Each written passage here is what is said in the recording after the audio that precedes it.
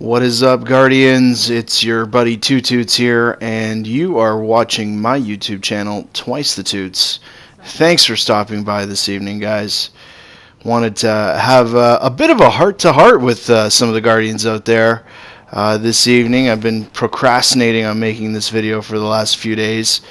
Bit of a heavy subject, not really, but really just a subject that I don't know. It's kind of hard to put into words. And at the end of last week's video, or maybe the video that I did earlier this week, I should say, started thinking about how this is the end of our first 3 years of Destiny, how this game is coming to a conclusion. And that started getting me thinking about how I have become an everyday Destiny player, how that actually transpired. And it really wasn't anything other than a stroke of luck that actually worked out the way it did. Couple things that you should know before I go into this story right off the hop, just as a couple of quick bullet points here. First and foremost, before I was a PlayStation 4 player, for the generations that preceded this current generation, I was an Xbox player. I had Xbox 360, I had the original Xbox, I had a lot of other consoles as well, but those were my main ones throughout the previous generations. And the other thing that you should be aware about me is that I also was one heck of a Call of Duty player. Every single Call of Duty that's come out since the first one, I've played. Now, that's with the exception of Black Ops 3 and Infinite Warfare. Those last two I haven't really gotten on board, but Call of Duty 1 to Advanced Warfare, those are definitely games that I played. So I moved over to PlayStation 4 from the Xbox consoles because of the 3 Rings of Death. I kept getting those over and over again. Throughout the 8 years that I had an Xbox 360, I had the 3 Rings of Death. I think an unprecedented 5 times. Another thing that really made me want to look at PlayStation's console for PS4 was that Microsoft was talking about how they wanted the console to be constantly on. You needed it to be connected to the internet in order for it to play. And then also they were talking about getting rid of discs, that you would be downloading all of the content in the future. And for me, that was a big no-no. I play a lot of games. I was at the time constantly buying games. Every 2 weeks I would buy a new game. And one of the things that I really relied on was being able to trade in a stack of older games that I wasn't really playing anymore for something new. So I'm officially, at this point, a PlayStation player. And Destiny's scheduled to come out in September of 2014, and for the year before that, you can't escape the advertisements that Activision and Sony were putting together for Bungie. And being a former Xbox player with 360 and the original Xbox, I was very well aware of who Bungie was and what they were capable of doing, and I was very excited about Destiny coming down the pipeline. One of the things that I absolutely wanted to do was be a part of the open beta, and there were several ways that you could go about doing this. You could pre-order the game from Amazon, you could pre-order it at Electronics Boutique, EB Games in Canada, more commonly referred to its parent company as GameStop. I've had some bad experiences with pre-orders of that nature and pre-order codes. So I figured that the one surefire way to ensure that I would be able to get myself into the beta was to completely purchase, not just pre-order, but purchase in advance the digital copy of this game. That would get me into it. It was a little against what I would typically prefer to do. I would love to be able to trade in games once I was finished with them, but I figured, what the heck, why not? For this one particular game, I'll go with the digital-only version. Although the multiplayer was fantastic, I believed in the open beta. I was really hooked on that fast, fluid gameplay. Very little lag. Being from Call of Duty crowd's obviously very used to a lot of lag in the gameplay.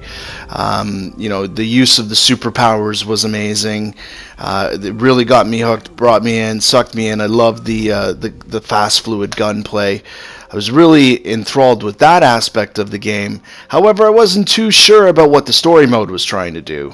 They let you get up to level 8 in the open beta, and I just said to myself, you know what, it's probably has to do with the fact that this is really just like a demo of the game, and I will, see that great story and character progression that I had expected from a Bungie game that would come in September when the game was released. And when September of 2014 rolled around, I think we all kind of know where this story starts to head, and that is that the game wasn't very good. It was a bit of a dud, and there was a lot of problems with it. First and foremost, the story, it didn't make clear sense. It was very hard to understand what was going on. Second off, there was really no characters built into the game that you felt a personal connection to, not the way that you did with Master Chief and with Cortana in the Halo games. So it was a big surprise on that front that Bungie had failed so miserably with this first attempt of Destiny. Not only that, the gameplay was good. I mean, the shooting mechanics were fantastic. No one's ever debated that, and the graphics were strong. I always say that Destiny is one of the best looking games I'd seen at this point in 2014. But the actual layout of the missions were boring and predictable. So overall, Destiny wasn't very good. The multiplayer was okay. It was keeping me entertained for a little while. But another big problem with Destiny at the time was that the light system, which is something that, being a first-person type shooter, those types of games, I never really encountered a game that had this type of light system in it before, and it was a very confusing system, to say the least. I didn't understand how I progressed my character, and being locked at level 24 for an extended period of time without any idea of how to make my character move and grow beyond became very frustrating. And by November, so we're talking 2 months later, I said, F it, I'm moving over to the new Call of Duty Advanced Warfare is coming out. And Advanced Warfare was good. I liked the changes that was made to the game, and it felt like something that I was familiar with, and I feel like I got my money's worth when I purchased that game. There was one inherent problem with Advanced Warfare, and it was that I, as a player, was literally too good for that game.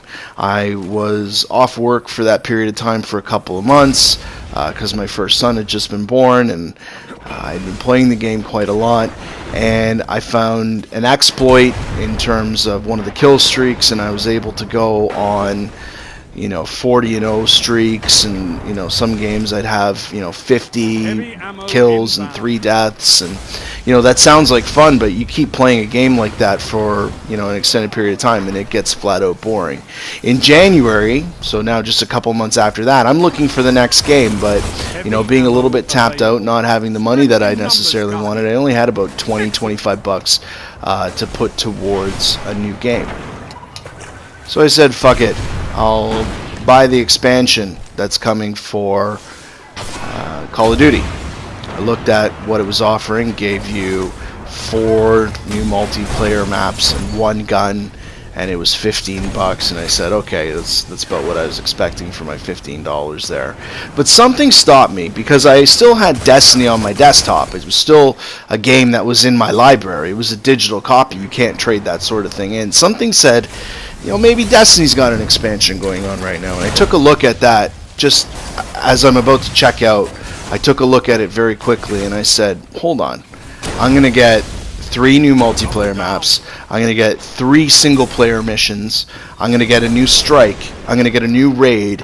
And I'm going to get hundreds of armor and weapon pieces included as well at $20 for the download. And I said, that's value that Call of Duty just isn't bringing to me. So I bought it, and I'm back playing Destiny. And really, ever since that time, I never looked back. I, found myself on Reddit a few days later, trying to figure out how to progress my light, and finding all the fan-made content and all of the posts in the friendly community. That's really what pushed me back into this game and really started to make me fall in love with it. The fact that I had to figure things out on my own, that the game didn't spoon feed me, is another thing that I really liked. And that's even present in the lore of the game as well. It doesn't really explain its story clearly to you. Instead, it relies on us to tell the story of Destiny and explain these events and these locations and these weapons through word of mouth to one another. And that's the most unique way of explaining a story that I've ever been a part of, a living, breathing community and game. Another thing that really caught my attention was the way this game had a roadmap of its future. I had never experienced anything like that in my life. Once I understood what was coming, it made me want to be a part of that future even more. To understand that after the Dark Below that we were going to see House of Wolves, and then what they were referring to at the time as Comet 1. Comet 1 being, the Taken King, and subsequent expansions for that this game was going to be constantly fed new adventures and new things for us to challenge and to figure out and collect. Those sorts of things I don't think I could ever have expected when I was first researching this game back in 2013. Obviously I was expecting something along the lines of a Bungie shooter, and that would be about it. I didn't expect that this game would hold me for so long, and I have never played a game this long before. For this many years consecutively, week in, week out, never really taking a break on it. I would love the opportunity to hear your story. If you have, a story that, is similar or maybe even vastly different than mine, please share it in the comment section below. I would love to hear it. Or you could also maybe potentially send me a direct message on Twitter. It's my handle is Twice the Toots on Twitter. Please send me a DM. I'd love to hear what captured you about this particular game and what keeps you coming back about this particular game. Are you coming to Destiny 2? Do you find yourself? Are you excited for it? Let me know. Please like, share, subscribe. Thanks for stopping by. We'll see you next time.